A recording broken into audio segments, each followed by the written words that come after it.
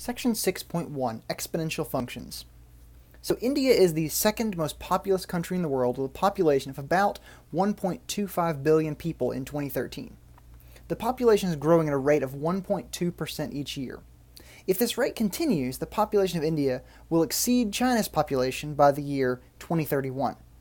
When populations grow very rapidly, we often say, in layman's terms, that the growth is exponential, meaning it's growing very rapidly. Oftentimes people say that just to mean it's very rapidly. However, in mathematics, the term exponential growth has a very specific meaning. In this section, we'll look at functions of that form. So this describes something that has a very rapid growth. So an exponential function is a function of the form f of x equals a times b to the x, where a and b are real numbers, and x is also a real number.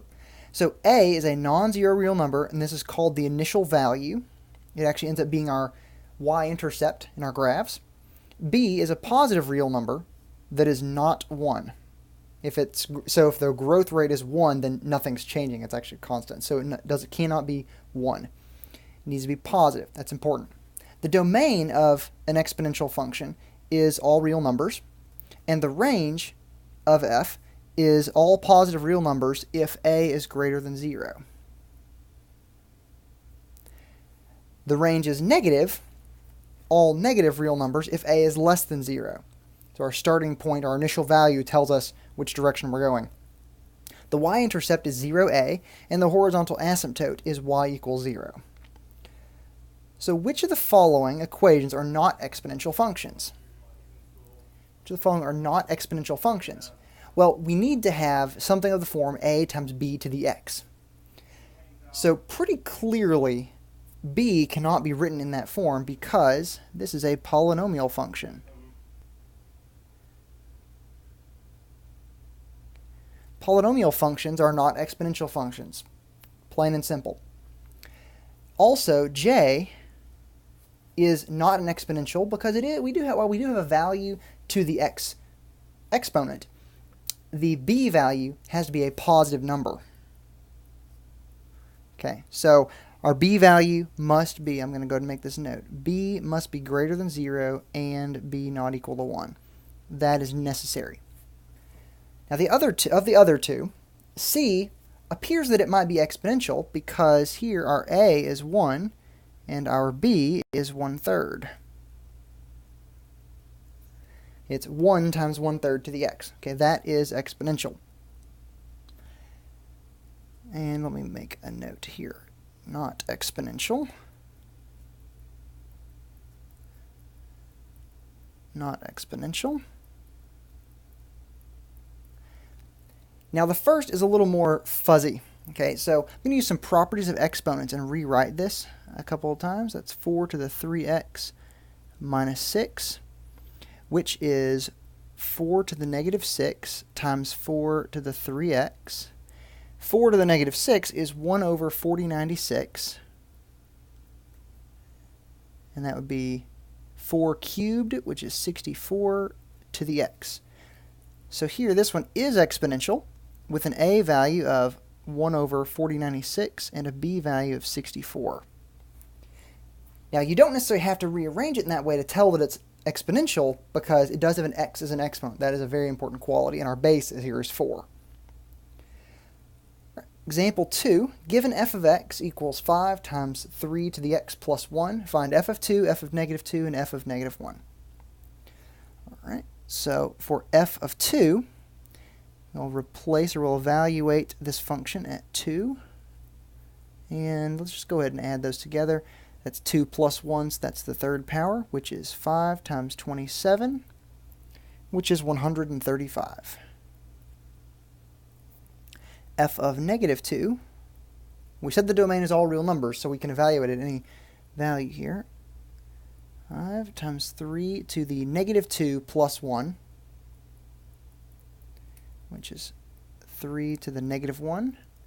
That is the same as 5 times 1/3, so that value is 5/3. F of negative 2 is 5/3.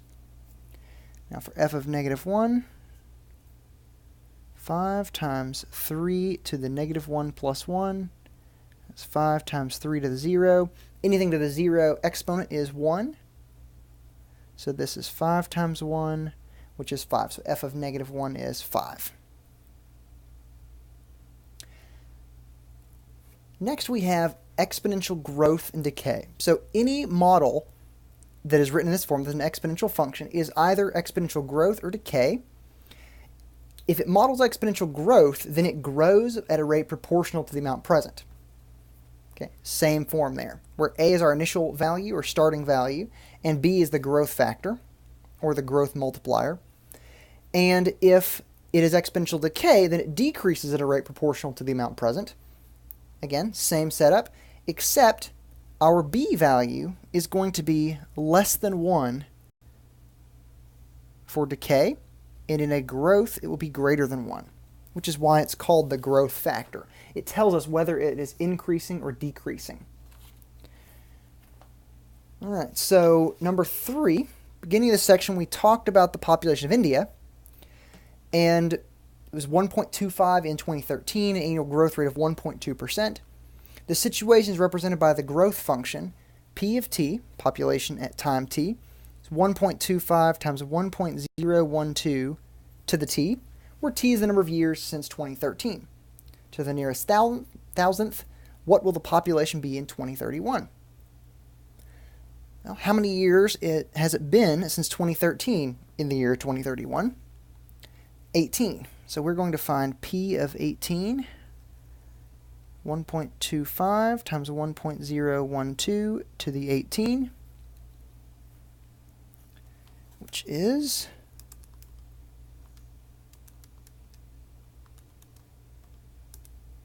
now to the nearest thousandth, 1.549.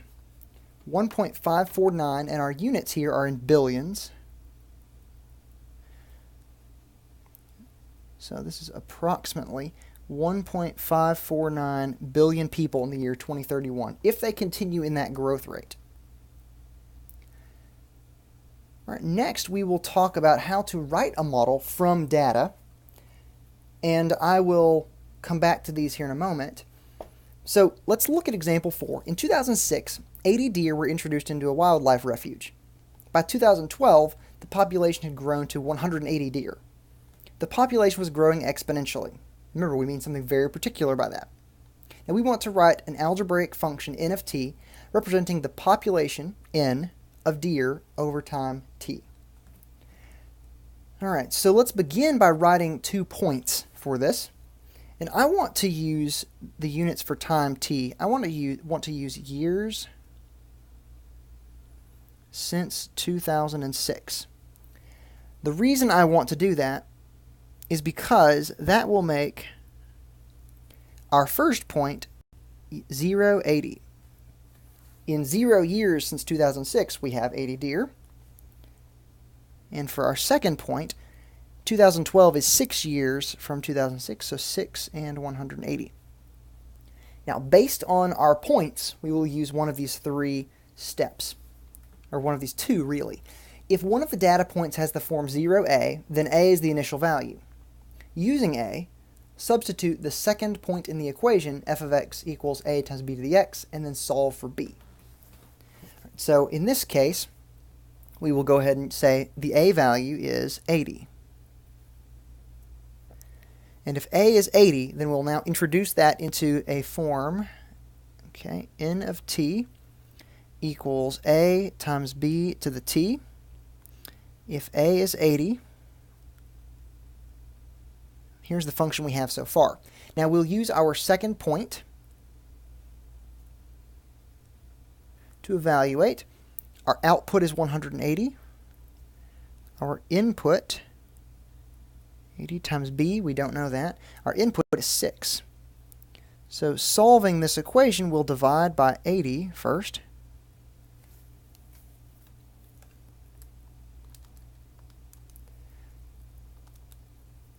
Which is 9/4 equals b to the 6th, taking the 6th root.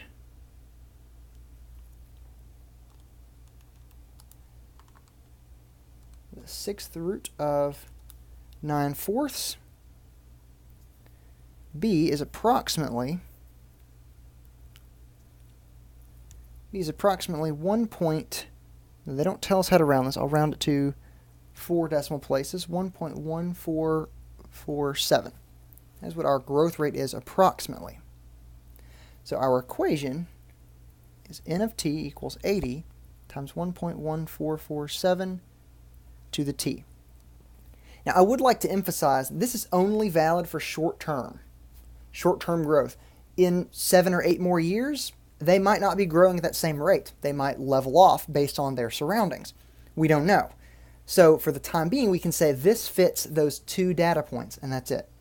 We don't want to consider anything outside of that range.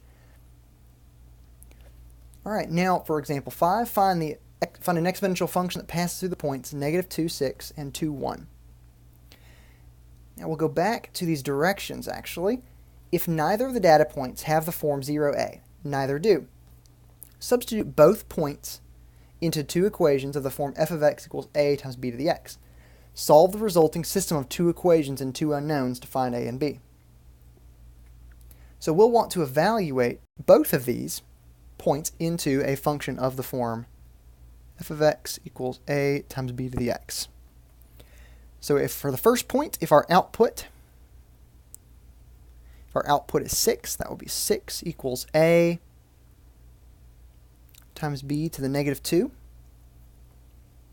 Okay, there we have an equation that has both a and b, however. For the second point, our output is 1 and our input is 2, so that's a times b to the 2. Now there are lots of ways we can solve this. I'm going to actually solve for a in the first equation. So that would mean I have, now let me write this as a over b squared equals 6. Multiplying by b squared, that means a equals 6b squared. In my second equation, I'm going to evaluate, replace a for 6b squared. So this will produce 1 equals 6b squared times b squared, which is 6b to the 4th, adding those together, dividing by 6.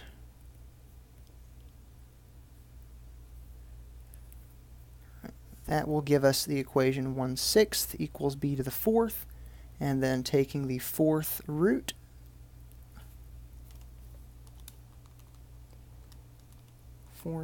of 1/6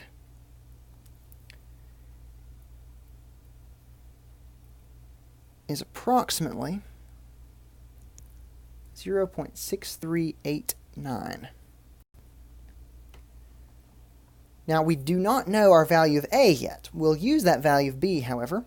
We have an equation over here, a equals 6b squared, so 0.6389 squared.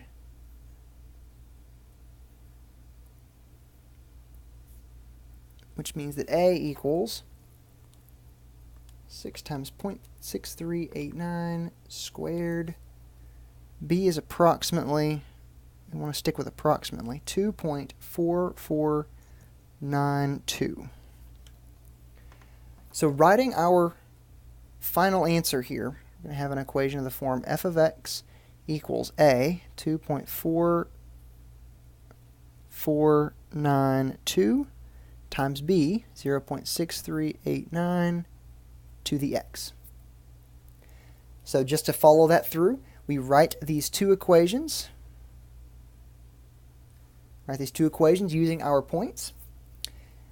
Our second step is to use one of those equations to substitute back into the other, solving for our b value or our a, whichever one comes out.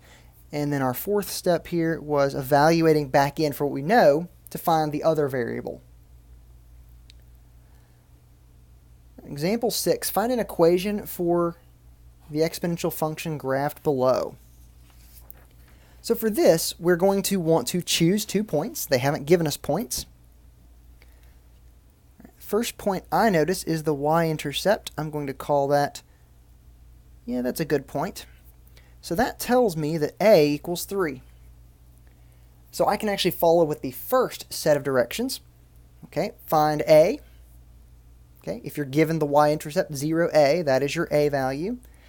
Now we want to choose another point, and both 1, 6 and 2, 12 are good points. I'm going to use 1, 6. Actually, no, let's go ahead and use 2, 12. So if I take the point 2, 12 in my function f of x equals a times b to the x, my a value is 3, my input is 2, and my output is 12. So solve this for b. 4 equals b squared, taking the square root.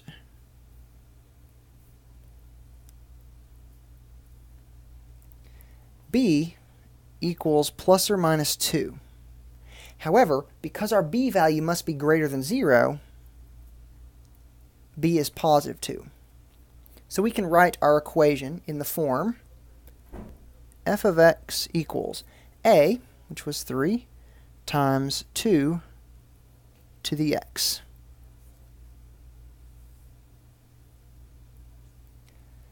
Right, now this next how-to section, actually I want to make note, will apply to all of these scenarios.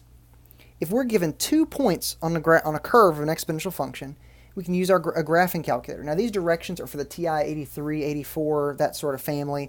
There are lots of directions for different calculators, so you might consider, if you have a graphing calculator, looking that up. And there are even directions that you can find for Desmos, so the online calculator. So for the TI calculator, you'd press Stat, then cursor to the right to highlight Edit. And once you do that, which actually Edit's already there, so you can just enter on Edit. And then you can clear out anything that's in there for L1 and L2. In L1, you'll enter the x coordinates. In L2, you'll enter the corresponding y coordinates. So it would look something like this on a TI graphing calculator. You'd enter your 2, 5, so 2, 5, and 24.8, 198.4, right there. You would go back to your home screen, okay, and then press Stat. Under Stat, you see options for Edit, Calc, and Test. We'd go over to Calc, and then we would choose Exponential Regression. Okay, and then press Enter. Now, if you hit Enter again after that, it'll automatically use L1 and L2. And if you do that, you'll see something that looks like this, where it says the A value is 6.2 and the B value is 2. So our equation is a times b to the x. So 6.2 times 2 to the x. Using our previous scenario with the graph, or the one before that where you had 2 points, you would end up with the same answer. So if you have access to a calculator, you might use it. An application we often see of exponential functions is the compound interest formula. This is the compound interest formula, where A of t is our account value, often called accumulation value. T is measured in years. P is our starting amount of our account, often called principal. And then R is the annual percentage rate, expressed as a decimal, and N is the number of compounding periods per year. So example 8, if we invest $3,000 in an investment account paying 3% interest compounded quarterly, how much will the account be worth in 10 years? Well, first, here's the amount we're investing. That's our principal. Here we have our rate as 0.03. Compounded quarterly means we are compounding 4 times a year.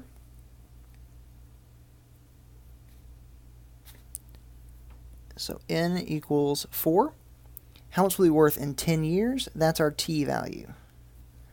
So plugging into that function, and a of 10, because we're finding in 10 years, our present value, or our principal, times 1 plus 0.03 over 4 to the 4 times 10. And that is going to be approximately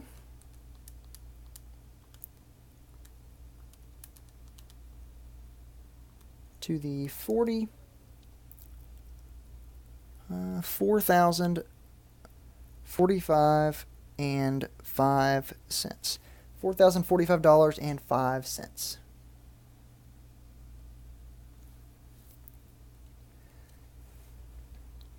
Example 9, a 529 plan is a college savings plan that allows relatives to invest money to pay for a child's future college tuition. The account grows tax-free.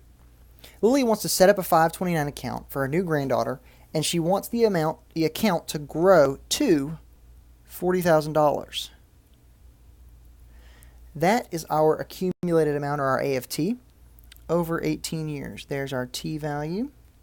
She believes the account will earn 6% compounded semi-annually. Semi-annually is n equals 2, twice a year. To the nearest dollar, how much will she need to invest now? We'll replace into that function 40,000 equals, we don't know our principal value, 1 plus 0.06 over 2 to the 2 times 18. I'm going to simplify the value on the right side. 1 plus 0.06 over 2 to the 36. So this is going to be I'm going to round it here, 2.898.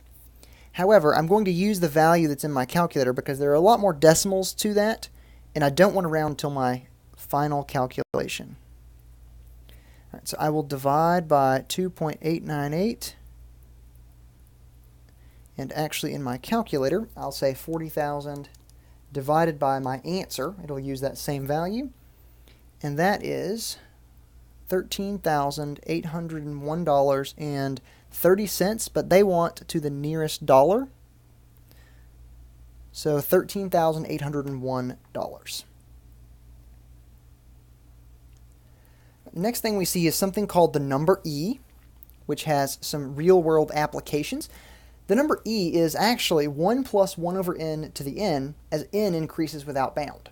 So if you took several values of n that are compounding periods and increase that, the values you would find would approach the value e equals, or is approximately, 2.718282, etc. It's similar to pi. It's irrational.